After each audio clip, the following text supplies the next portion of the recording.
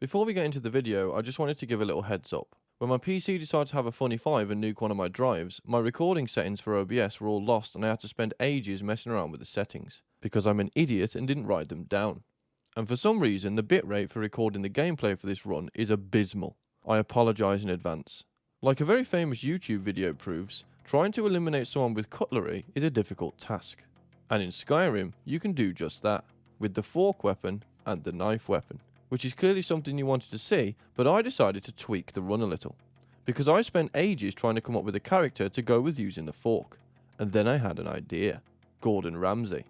Someone who uses knives and forks on a daily basis, and is known for being tough as nails. So I'll still be beating the game with a fork, but to spice things up a little, I've added a few other rules. I can only deal damage to enemies with the knife and fork, and because I'm playing as this absolute Chad, I can only use consumables that I cook or brew. Let's get started. After spending a while trying to make a decent lookalike of the Master Chef, I choose to start the game already owning Honeyside in Riften, because it allows me to start the game with a cooking pot and an alchemy lab. Also, I really like Riften. Then head to Redwater Den to grab a fork, because I remember seeing one there on one of my other playthroughs. When I arrive, I pick up some barkeeper's clothes, then die a few times looking for this bloody fork. I know for a fact there's one in here, but I can't remember for the life of me the exact location of it. So I do what everyone does when they're stumped for answers. I check the Skyrim wiki. Yep, it turns out there's a weapon variant of both the knife and the fork located on the back porch of Honeyside. I love it when things just come together. Once I head there and pick them up, I decided to get myself some chef clothes, because the barkeep set doesn't live up to Chef Ramsay's hygiene standards. So I head to Solitude to half-inch some. I watch Rogvir get cancelled, head to the Bard College and steal the hat and tunic. Now that I look the part, and I have my deadly weapons, the run can begin. Before I head to Helgen to start the main quest, there's something you should know. The fork is the glitchiest weapon in the entire game. For example, in first person here, you can see I'm wielding it, but in third person, it's completely invisible. It also causes my character to go invisible at times too. This demonic little fiend was never meant to be touched by mortal hands. After testing my new weapons on this wolf, I start the main quest, painstakingly fight my way through Bleak Falls Barrow, then have a fight with the Draugr Overlord that took a lifetime to win, because I haven't made any potions or food, so I have to apply a hit and run technique. Once the atrophied atrocity is put down, I grab the Dragonstone, warn Jarlgruf about Helgen, give Farengar the stone, then head off to fight the dragon at the Watchtower. At this point I still hadn't made any potions or meals, but luckily for me I had the Riften guard with me, so he just ganked the scaly wanker.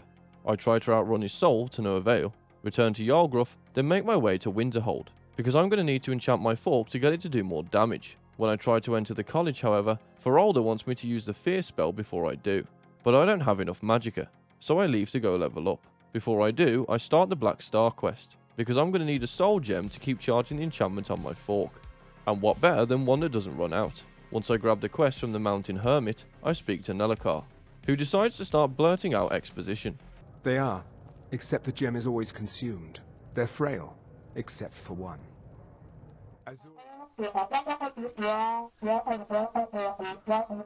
Eventually he sends me to Ilinata's Deep to retrieve Azura's star, and I decided to sprint through it because I do awful damage, which turned out to be an incredibly stupid idea.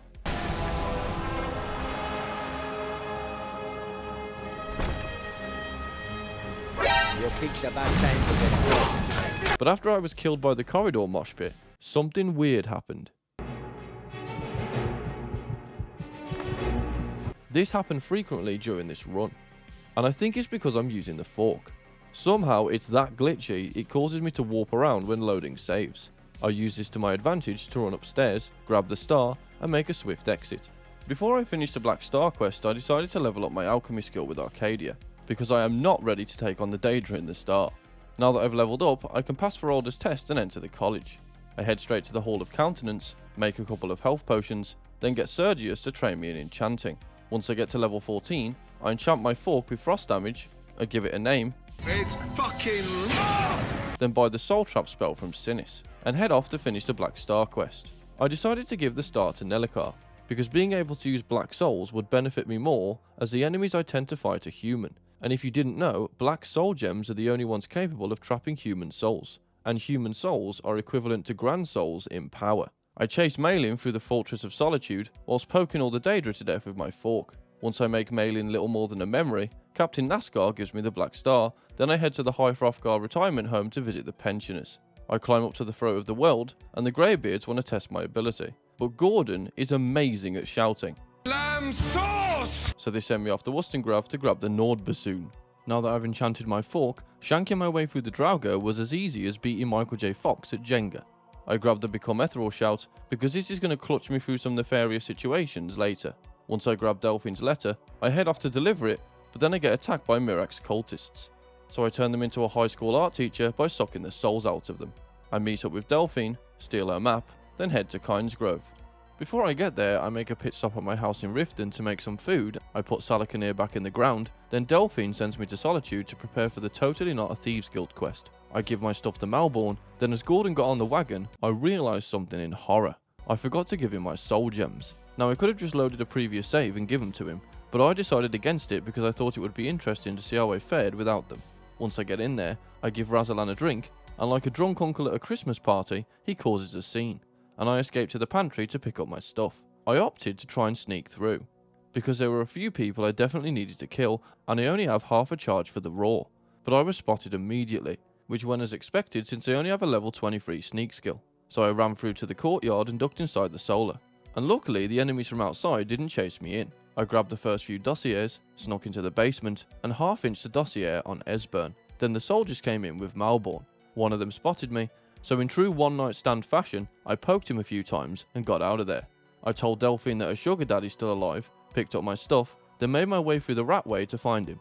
Once I do, I help him deal with his agoraphobia, bring him to Delphine, then after we have a granny's meeting, I use Arcadia to level up my alchemy some more. Then I sprint past all the enemies at Calfspire, use my chef brain to solve the puzzles in record time, coat the floor with my blood, and watch Esbern take what seemed like an hour to stare at a wall. Then I thought I was being clever by taking Dragonsbane and trying to disenchant it to stick it on my knife. But it turns out I'm actually a moron, because you can't. I go see Grandad Armgear again, and he tells me to go see Chris Pratt at the Throat of the World. I fast travel there, listen to his words of wisdom, then head off to find the Dragon Elder Scroll. I say hello to a hawker, then enlist the help of this crazy bastard to help me get into Blackreach. On the way, I kill this dragon at Mount Anthor. Then when I get into the Elfland ruins, I have to run past all the Dwemer Autons, because the enchantment on my fork doesn't affect them at all. And even the dwarven spiders take ages to kill without it. I kill the cave crackhead to fill up the star, then sprint past all the dwarven enemies again. Grabbing the Become Ethereal shout earlier was a big brain move, because it pretty much allowed me to zoom straight through the first section. I try to parkour my way down these buildings, which kills me. Then when I load back in, the fork warped me into a group of Fulmer, the traitorous little shit. Then I spend ages spamming the Ethereal shout and forcing the Fulmer to walk into these fire traps. Eventually I kill them all, and I use their alchemy lab to make some poison. There's nothing like a bit of arsenic to help you get through the day. I sneak past more enemies, then jump onto this roof to see who would win between the Dwarven Centurion and the Fulmer. The Centurion managed to kill a few of them, but by sheer numbers the Fulmer managed to best it. I deal with the stragglers, pick up the key, end an argument between Umana and Sulla, sprint through Blackreach, nab the Elder Scroll, then head back to the Throat of the World and learn Dragonrend. Alduin shows up. What is that? Fucking pigeon. And because of a combination of poison and my enchantment, he was no issue. Then I have to make peace between the Empire and the Stormcloaks. Peace comes from a change of heart, and the best way to the heart is through the stomach. So I gather Tullius and Ulfric, make some nice warm potato soup, which might sound like a basic meal to serve such high profile people, but sometimes it's the simple things that make the biggest difference. I carefully place them around the table, and lo and behold, it works like a treat. Everyone leaves with full bellies, then I trap Odaving and hitch a ride to Skuldafen. For this section, I run past all the enemies, only fighting the ones I have to for progression, because I only have a limited amount of potions, and I want to save them for the pigeon. I sprint past the Dragon Priest, and then when I get to Sovngarde, I have a fight with He-Man, which I have to apply the hit and run technique, again, because I don't want to waste my potions.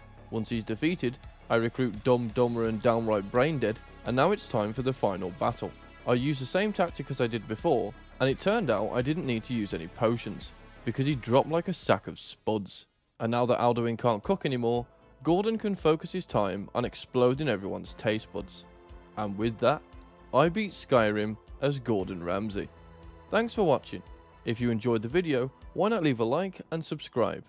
And if you want to see me play a specific game, or you just want to say hi, drop a comment down below. And I'll see you next time.